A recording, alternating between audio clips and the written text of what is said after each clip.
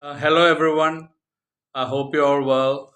I wanted to continue on my legend series, and today I wanted to give someone who was one of the best all rounders in the game of cricket, and certainly one of the best, if not the best all rounder of his generation. Someone who was nicknamed Freddie, and someone who was England's man of the series in that historic 2005 Ashes Test series, where England won the Ashes after 18 years, and he was just one of the most colorful, liveliest cricket players of all time, full of passion and energy. Someone who had a huge celebration as well. I'm talking about the big Freddie Flintoff, Andrew Flintoff of England. He was born December 6th, 1977, in Lancashire, and he is definitely one of the greatest all rounders of the game and one of the greatest cricketers that England have produced. In all, he played 79 test matches and he scored 3,845 runs, and he scored five centuries, and he took 226 wickets, which is excellent as an all rounder. And in one day cricket, he played 141 matches and he scored almost 3,900 runs. And he scored three centuries as well in one day internationals, and he took 169 wickets as well, and he was the Wisden Leading Cricketer of the Year in 2005 as well.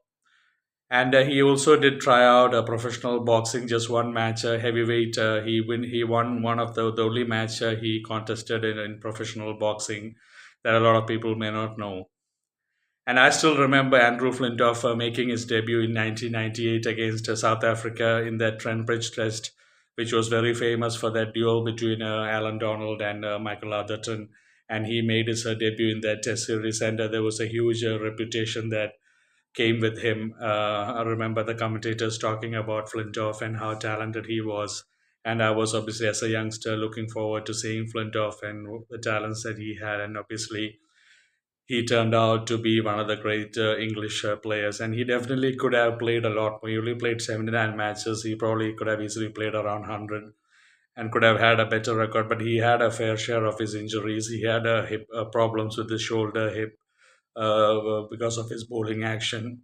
Sorry, and also because of the heavy workload as a all-rounder.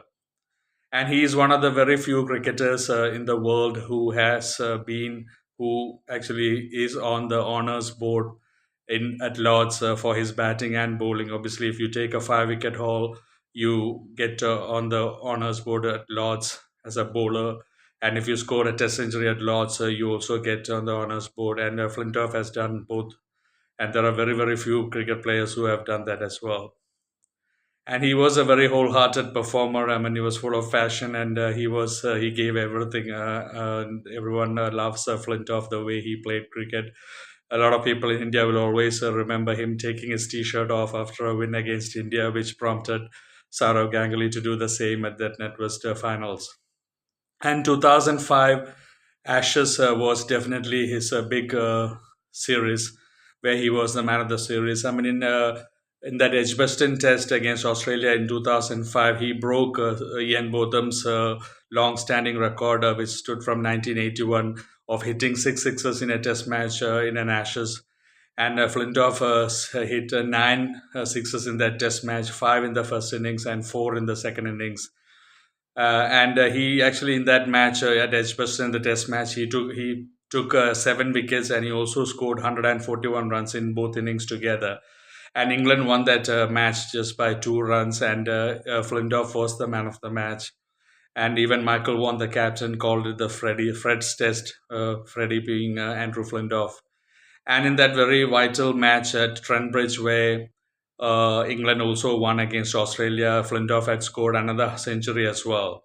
So he had a prolific Ashes series in 2005. Even Kevin Peterson and Andrew Flintoff was the main reason probably they won that Test series against Ashes. And it's the first time after 87 in 18 years England won the Ashes. And Flintoff had scored 402 runs in that series, and he also took 24 wickets, which is amazing contribution as an all-rounder. And he was always, since he made his debut and even later, he was always compared to this great Sir Ian Botham because of his all-round abilities. I mean, everyone knows Sir Ian Botham, especially in that 1981 series against Australia, single handedly won a couple of matches. And I have to say, Andrew Flintoff was a very genuine all rounder, not someone who could just bat or bowl. He could win a test match with his bowling or with his batting. I mean, he could score a big 100 in a test match like he scored in the 2005 Ashes series, or he could take a 5 wicket haul.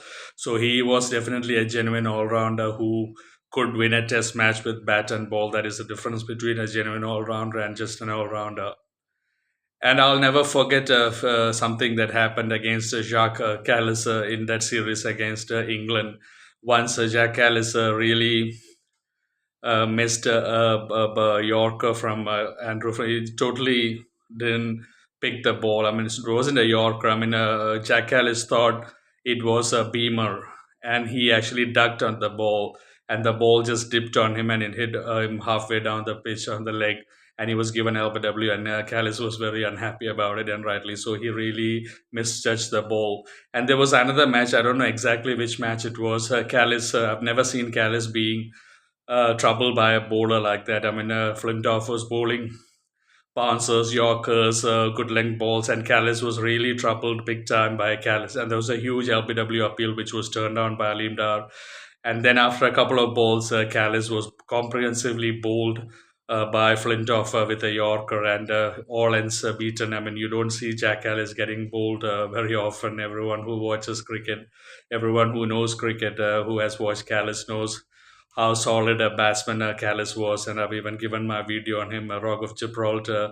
But Flintoff comprehensively bowled Callis. Flintoff was an amazing bowler. He was a great fast bowler, a really destructive batsman, and a very acrobatic fielder as well, has to be said. And even AB de Villiers once in an interview said, when he was asked about the bowlers that has troubled him the most, he actually picked Flintoff was one of the first bowlers that AB de Villiers said Flintoff was just excellent. I mean, he was always an all-out performer. He always gave his best, and he's one of those players who wore his heart on his sleeve, and he always gave his best. England was so lucky to have a bowler like, not bowler, an all-rounder like Andrew Flintoff, who always gave his best, who had a huge attacking mindset, and who always wanted to win.